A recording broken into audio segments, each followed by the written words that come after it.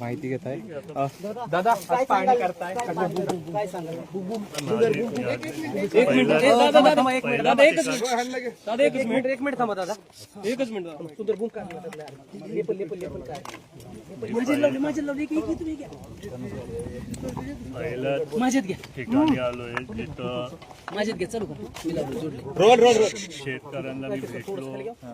इथं आपल्याला मागे नुकसान दिसतोय, केळीचं नुकसान झालंय, ऊसाचं नुकसान झालंय. मला माहिती मिळाली की कलिंगड असू, टोमॅटो असू, नाहीतर आपलं काकडी वगैरे. आता मी सगळ्याच गावात जाणार, डाळिंबचं पण झालंय. तर आता त्याच्यात आपण शेतकऱ्यांना कसं सहकार्य करू शकू, जो नुकसान झालंय त्याच्यातनं काय आपण त्यांना मदत करू शकू ते मी समजून घ्यायला आलोय.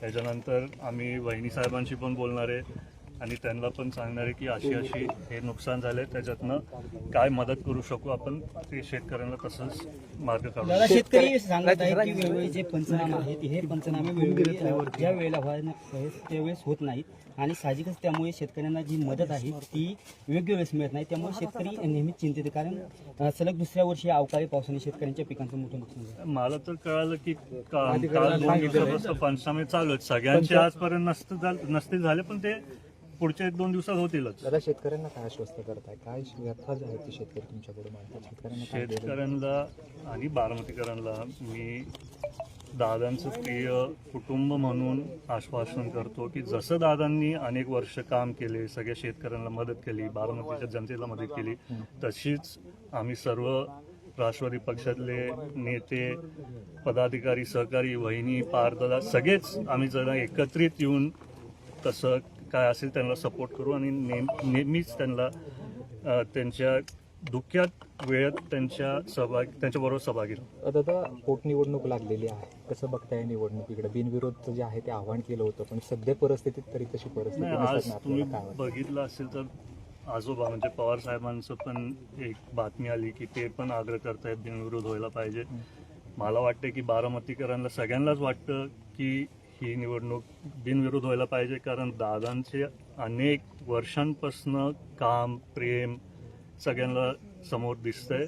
आणि कसं हे एकदम दुःखातली गोष्ट आहे की ही निवडणूक आज आपल्या समोर आली आहे.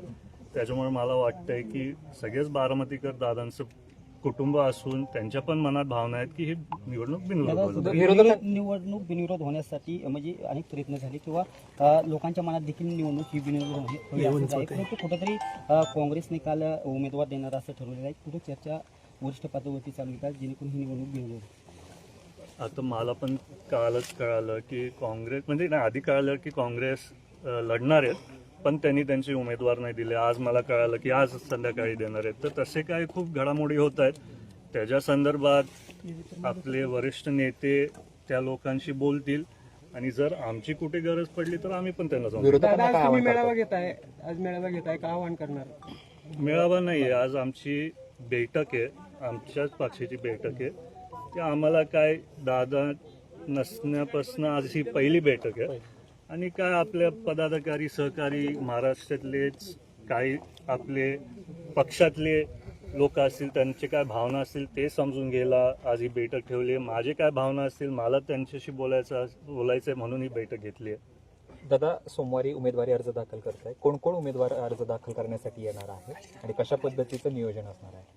कोण कोण उमेदवार उपस्थित कोण राहणार आहे अर्ज भरण्यासाठी? आता तरी मला माहिती आहे की भुजबळ साहेब, हसन मुश्रीफ साहेब, सुनील तटकरेजी, प्रफुल्लभाई, सगळेच पक्षातले मोठे नेते असतील, नाही तर सगळेच आमदार वगैरे सगळेच येणार आहेत, तेवढी मला माहिती आहे. मुख्यमंत्री येणार असं देखील आता समजते.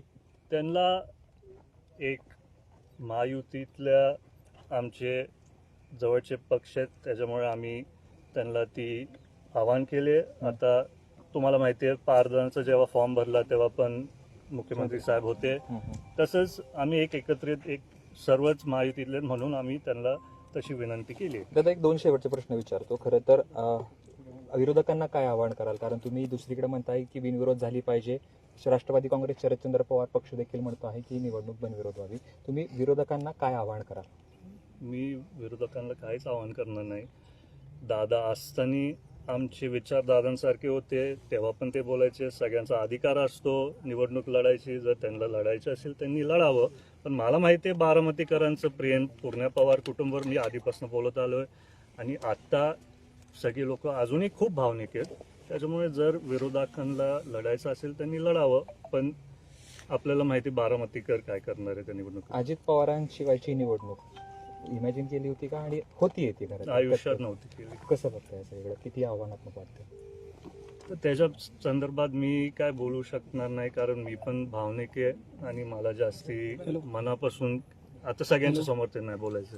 दादा दुसरी गोष्ट अशी की विमान अपघातानंतर तुम्ही जे आहे ते पत्रकार परिषद घेणार होता, मात्र तुमची पत्रकार परिषद लांबणीवर पडते. काय नेमकं कारण आहे लांबणीवर पडण्याची? काही कारण नाहीये. जे मुद्दे मला बोलायचे होते त्या मुद्द्यांमधले काय मुद्दे रोहितदादांनी ऑलरेडी सगळ्यांना सांगितलेले. मला जे मुद्दे होते ते बोलायचे होते ते नंतर परत जेव्हा कळालं की माझी पत्रकार परिषद होणार आहे परत रोहितदादांची झाली, त्याच्यात ते परत कव्हरअप झाले. तर मला वाटतं आता जोपर्यंत फायनल अहवाल येत नाही तोपर्यंत मी उगीच लोकांच्या मनात मतभेद करण्याचं मी स्वतः करायला नाही पाहिजे. आता जे आम्हाला काय वैयक्तिक वाटतं ते वाटतं, पण जेव्हा फायनल अहवाल येईल तेव्हा मी तुमच्या समोर सगळी स्पष्ट रोहितदादाची भूमिका मांडतायत त्याला तुमचा पाठिंबा आहे. मी सविस्तर पत्रकार परिषद रोहितदादाची भूमिका मांडतायत त्याला तुमचा पाठिंबा आहे.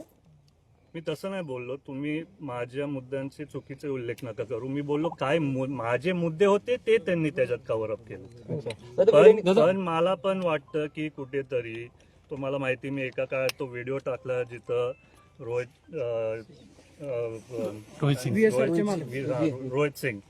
रोहित सिंग त्याच्यात झोपलेले होते आणि त्याच्यात पण मी आग्रह केलं की जर असा अपघात झाला तर आता तुम्हाला मला एक प्रश्न विचारायचा आहे.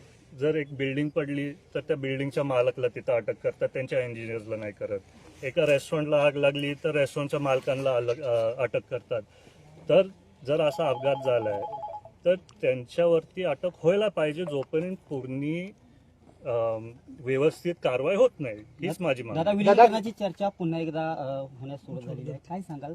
कारण दादा असताना देखील मोठ्या प्रमाणात चर्चा झाली होती. आता पुन्हा एकदा अनेक नेते विलिनीकरणाची चर्चा होती. या संदर्भात राष्ट्रवादीची भूमिका काय आहे किंवा तुमची वैयक्तिक कुटुंब म्हणून भूमिका काय? नाही, माझं वैयक्तिक त्याच्यात काय नाही. मी खूप छोटा आहे.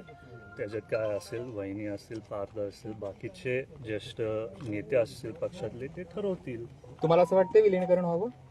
मला वाटतंय की आम्ही कुटुंब म्हणून सर्वच एकत्र राहावं. कारण तुम्हाला माहिती आहे जेव्हा दादा आपल्याला सोडून गेले पूर्ण पवार कुटुंब एकत्रित होतं. आजही आम्ही एकत्र आहे, आम्ही एकमेकांशी बोलतो.